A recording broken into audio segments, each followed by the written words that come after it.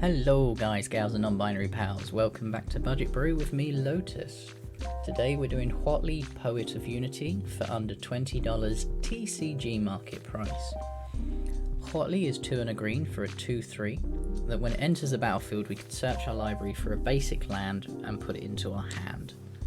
For 3 hybrid red-white, we can exile Huatli, return it to the battlefield transformed under our control, but we can only do it as a sorcery.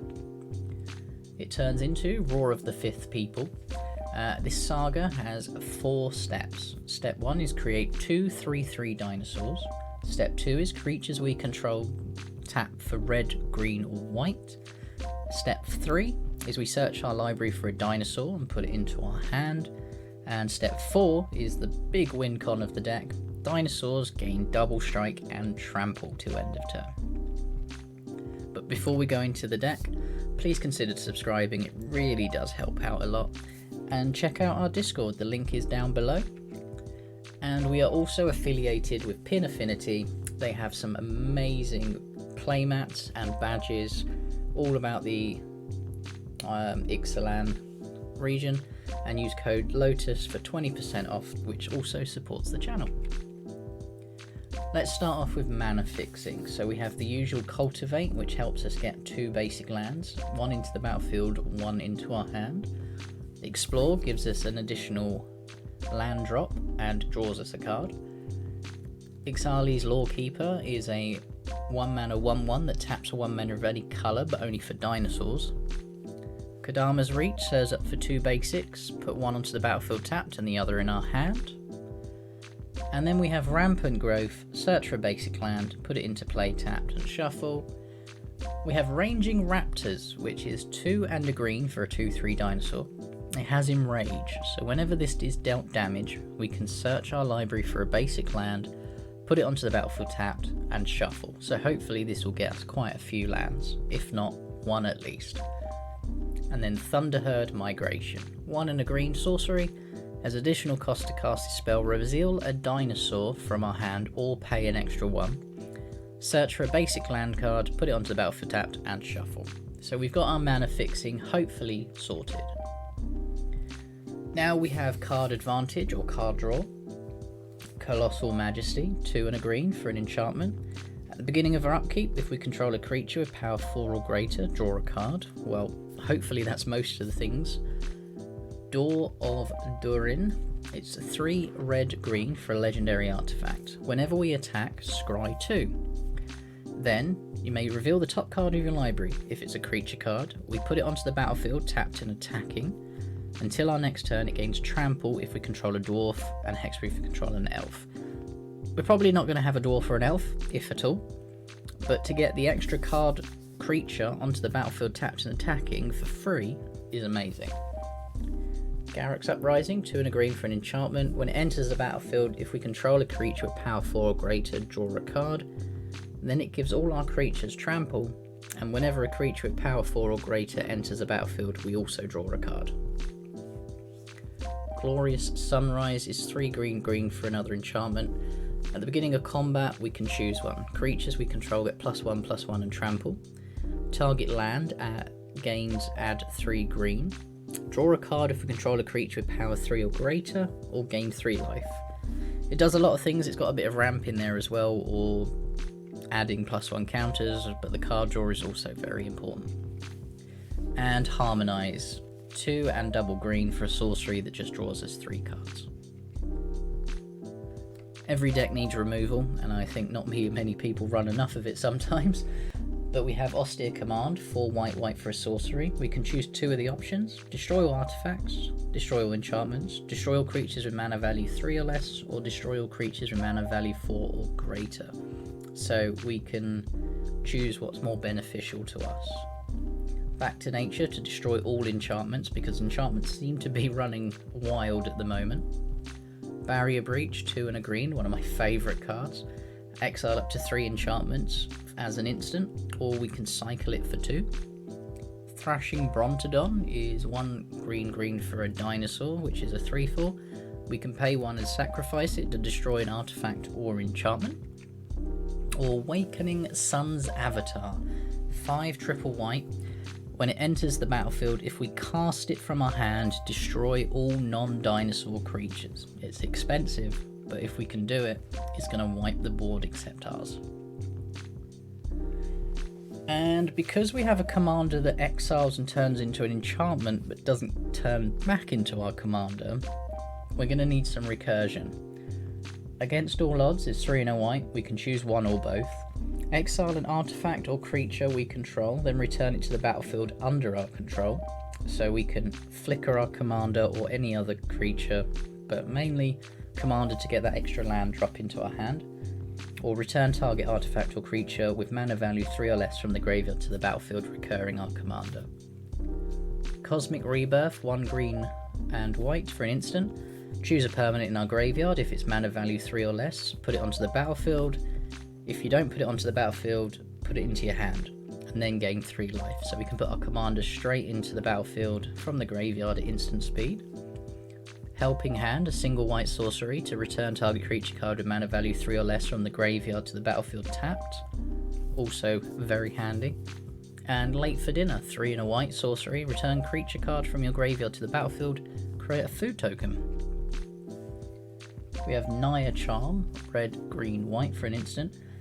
We can choose one of the following: 3 damage to target creature, return a card from the graveyard to our hand, or tap all creatures target player controls so we can get through for that final point of damage. Revive the Shire, 1 and a green for a sorcery to return a permanent from the graveyard to our hand and create a food. And Walk the Ancestors, 4 and a green for a sorcery, return up to 1 target permanent card from our graveyard to our hand, and then discover 4. So we can then exile cards from the top of a library to reveal a non-land card with mana value 4 or less, cast it without paying the mana cost, or put it into our hand. Now we go into the flickering effects, mainly for our commander. Acrobatic Maneuver, 2 and a white, exile target creature, then return it to the battlefield under our control and draw a card. And then Cloud Shift, exile target creature, return it to the battlefield. Flicker of Fate is exile target creature or enchantment, then return it to the battlefield. So when the last trigger on our saga is about to go off, we can flicker it, turning it back into our commander so we don't lose it. Settle Beyond Reality is 4 and a white. We can exile target creature we don't control, or exile target creature we do control and return it back to the battlefield. And now we move into the creature section, the big meat and potatoes of the deck. Ancient Imperiosaur, 5 green for a Convoke Dinosaur, 6/6 with Trample and Ward 2. It enters the battlefield with 2+1/+1 counters on it for each creature that convoked it. This can be huge. Annoyed Altasaur is 5 green for a Reach, Trample 6/5 with Cascade, so we can Cascade for 7 or less. Bellowing Aegisaur is 5 and a white with Enrage. Whenever Bellowing Aegisaur deals damage, put a +1 counter on each other creature we control. Burning Sun's Avatar, 3 triple red, 6/6. When it enters the battlefield, it deals 3 damage to target opponent and 3 damage up to 1 target creature, so can remove the annoying little creatures. Cavern Stomper, 4 green. When it enters the battlefield, we scry 2, and for 3 and a green, it can't be blocked with creatures power 2 or less this turn. Charging Tuscadon, 3 red for a 4/4 with Trample. If it would deal combat damage to a player, it deals double that damage instead. So, solid 8 damage there to a player. Colossodactyl, 2 green for a Reach, Trample 4/5. Good old Colossal Dreadmaw, the most powerful dinosaur in our deck. 4 green for a 6/6 with Trample. Crested Herdcaller, 3 green for a 3/3 with Trample, but when it enters the battlefield we make a 3/3 dinosaur with Trample. So we can also flicker this to keep getting more token dinosaurs. Death Gorge Scavenger, 2 and a green. When it enters the battlefield or attacks, we can exile a card from a graveyard. If it was a creature card, gain 2 life. If it's a non-creature card, it gets +1/+1 to end a turn. So we also have a bit of graveyard hate. Earthshaker Dreadmaw, 4 green green for a 6/6 with Trample, but when it enters the battlefield, draw a card for each other dinosaur we control.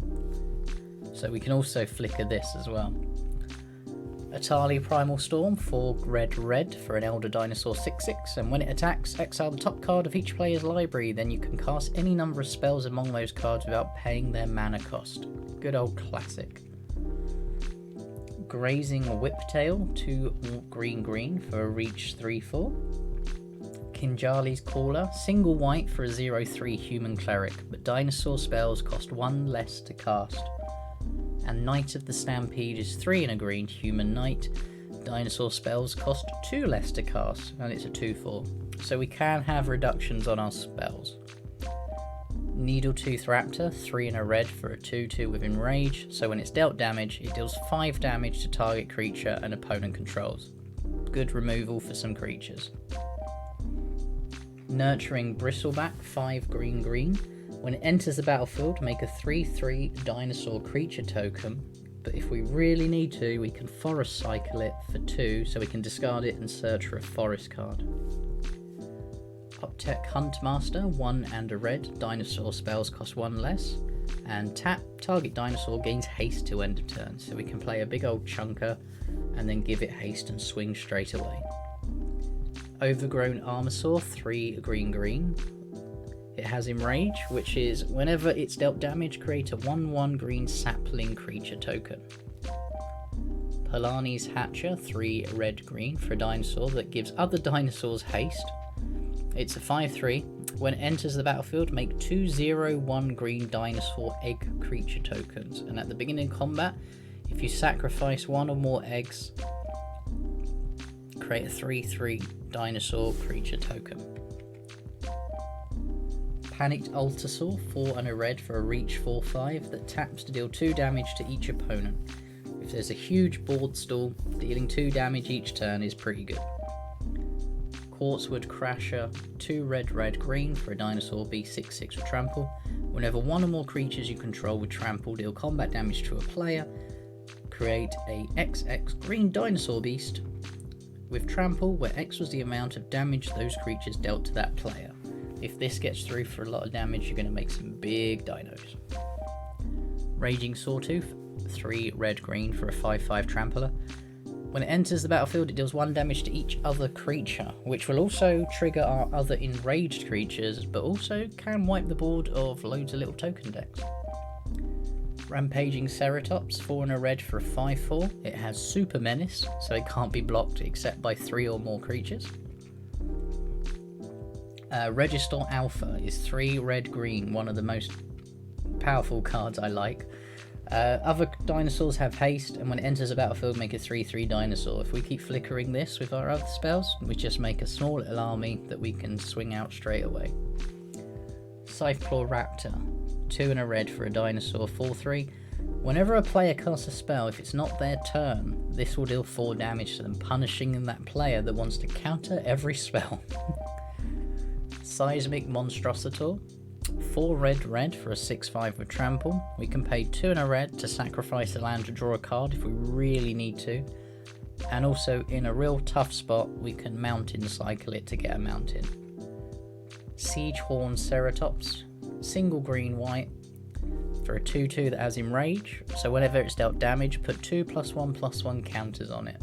So if we can get past the early stage of it being a 2/2, this could be very powerful. Snapping Sailback, 4 and a green for a flash 4/4 dino, and whenever it's dealt damage, put a +1 counter on it. Soaring Sandwind, 4 white white for a flying 3/5 dino, that when it enters gain 3 life, but it's also in here for the plane cycling in case we desperately need to get a plane. Steadfast Armasaur, 3 and a white for a Vigilance 2/3. We can pay 1 and a white and tap it, and this will deal damage equal to its toughness to target creature blocking or blocked by it. So hopefully if someone blocks it with a 3 power or less creature, we can just remove it without losing ours. Or trade higher. Thundering Spikeback, 5 green green for a dinosaur that gives other dinosaurs we control +1/+1. And in the late game, when we've got mana to spare, 5 and a green, create a 3/3 dinosaur with Trample. And finally, Verdant Sun's Avatar, 5 green for a dinosaur. Whenever this or another creature enters the battlefield under our control, we gain life equal to that creature's toughness. Dinosaurs are a minimum of like 3/3, so gaining 3 life every time we play a dino is very good. And another classic, Zatulpa Primal Dawn, 6 white, flying, double strike, vigilance, trample, indestructible, 4/8. The mana base, we have the command tower, as we're in 3 colours, so it's nice to have the multiple. With Ixalan, I've got the 3 caves, Hidden Courtyard, Hidden Nursery, and Hidden Volcano. They all enter tapped and tap for either white, green, or red respectively, but it's the 4 and the coloured mana of its type to discover 4, so we can dig through our deck to get a 4-drop or less at sorcery speed, but if we're running out of card draw, we don't have anything to do, it's really good to put these in now. And then we run 11 forests, 10 mountains, and 11 plains. This is the complete deck list, and as you can see, I got it down to exactly $20 TCG marketplace as the recording of this video, which is also €17.76 card market price. And for this you get a good old Dinos deck, which is very honest, play Dinos, swing with Dinos, flip Huatli, give them double strike trample, and just smack for a lot of damage. Otherwise, what's your thoughts? How would you make this any different? What would you put in? If you were upgrading it to not a budget deck, a more powerful deck, what dinos would you have? Or what dino deck did you build instead of Huatli? It'd be great to hear from you. But otherwise, thanks very much. Hope to see you again next time. Take care. Bye bye.